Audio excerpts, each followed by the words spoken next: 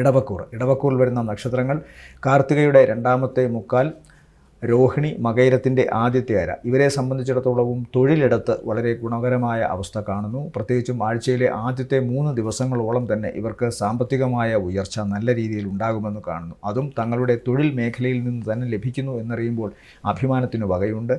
ജോലി സംബന്ധമായ കാര്യങ്ങളിൽ സംതൃപ്തി ലഭിക്കുന്നു. അതുപോലെ തന്നെ തങ്ങളുടെ പ്രവർത്തനങ്ങൾക്കുമേൽ മറ്റുള്ളവരുടെ ബഹുമാനവും മറ്റുള്ളവരുടെ പ്രശംസയും ലഭിക്കുന്നു. മേലധികാരികളിൽ നിന്ന് പ്രത്യേകമായ ആദരവ് പിടിച്ചുപറ്റാൻ ഇടവരുന്നു. അത് സാമ്പത്തികമായ നേട്ടത്തിന് ഭാവിയിൽ ഇടവരുത്തുന്ന ഒരു അവസ്ഥയായി മാറുകയും ചെയ്യുന്നു. യാത്ര ഗുണകരമായിട്ട് വരുന്നു.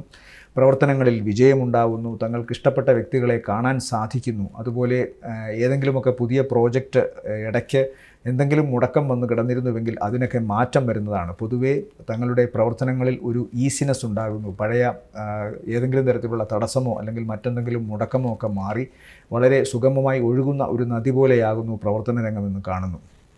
മറ്റൊരു പ്രധാനപ്പെട്ട വിഷയം, ഇവർക്ക് ഈ പ്രമേഹ സംബന്ധമായ അസുഖമോ മറ്റെന്തെങ്കിലും തരത്തിലുള്ള ഈ ഇൻഫെക്ഷൻ പ്രത്യേകിച്ചും ജെനിറ്റൽ ഓർഗൻസിലോ അടിവയറിലോ ഒക്കെ വരുന്നുണ്ടെങ്കിൽ അത് വർദ്ധിക്കാനിടയുണ്ട്. അതുമായി ബന്ധപ്പെട്ട് ആശുപത്രിവാസമോ മരുന്നു സേവയോ ഒക്കെ ഉണ്ടായെന്ന് വരാം. എന്നാൽ അടുത്ത ബന്ധുക്കളോ മറ്റു സുഹൃത്തുക്കളോ ഒക്കെ ഇവരെ ഇപ്പോൾ സഹായിക്കുമെന്ന് കാണുന്നു. എന്നാൽ കുടുംബത്തിൽ ആദ്യത്തെ 1-2 ദിവസം ജീവിത പങ്കാളിയുമായി നേരിയ ചില നീരസങ്ങളോ വഴക്കോ ഉണ്ടാകാനുള്ള സാധ്യതയുണ്ട്. പക്ഷേ തുടർന്നു വരുന്ന ദിവസങ്ങളിൽ അതെല്ലാം മാറിപ്പോകുന്നതുമാണ്.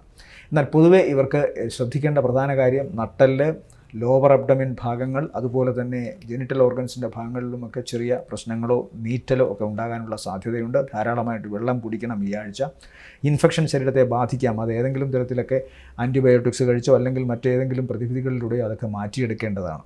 പൊതുവെ മറ്റു കാര്യങ്ങൾ നോക്കുമ്പോൾ പ്രവർത്തന വിജയവും സാമ്പത്തിക നേട്ടവും കാണുന്നു. തങ്ങൾക്ക് ഇഷ്ടപ്പെട്ട വ്യക്തികളുമൊത്ത് യാത്ര ചെയ്യാനോ അവരുമായി സമയം ചിലവഴിക്കാനോ അനുവദിച്ച് കിട്ടുന്നതുമാണ്. പൊതുവെ ഗുണകരം എന്ന് തന്നെ വിശേഷിപ്പിക്കാം ഈ ആഴ്ച ഇടവക്കൂറുകാർക്ക്. ഇവരെ സംബന്ധിച്ചിടത്തോളം ഈ ആഴ്ചയിലെ നല്ല ദിവസങ്ങൾ എന്ന് പറയുന്നത് 11-ാം തീയതി നല്ലതാണ്. 12, 13, 14 ഉച്ചവരെയും ഗുണം ചെയ്യുന്നു. പിന്നീട് 16 ഉച്ചയ്ക്ക് ശേഷം 17 ഇവർക്ക് താരതമ്യേന ഭേദപ്പെട്ട ദിവസങ്ങളാണ്.